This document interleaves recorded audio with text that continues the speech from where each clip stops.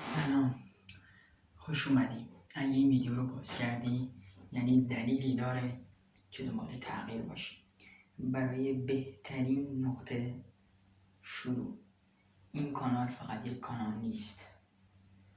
اینجا جاییه برای آدمایی مثل تو که خسته شدن و بیروح شدن و میخوان دوباره زندگی با قدرت خودشون ادامه بدن. مهم نیست کجایی، مهم نیست چند بار شکست خوردیم، مهم نیست چند بار گفتیم، مهم نیست چند بار افتادیم.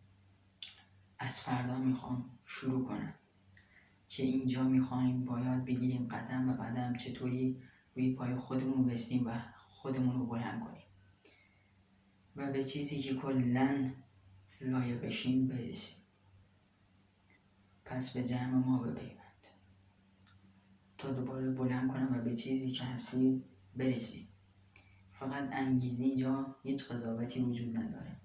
اینجا فقط انگیزه، خودباوری، موفقیت و این ویدیوهای بعد میتونه جرقه‌ای باشه برای شروع دوباره. فقط کافیه همراه من باشی و کانال تا جایی که هر بار اومدی یاد بگیری چطور قوی‌تر از قبل بشی، چطور ذهنیت بسازی، چطور و زندگی رو تغییر بدی و باور کنی و هنوز میشه ادامه داد. رفیق منو سابسکرایب کن و قراره کلی ویدیو آپلود کنم و درباره موفقیت، ذهنیت، همه چی که خواستین توی کامنت ها بهم بگین، میسازم براتون.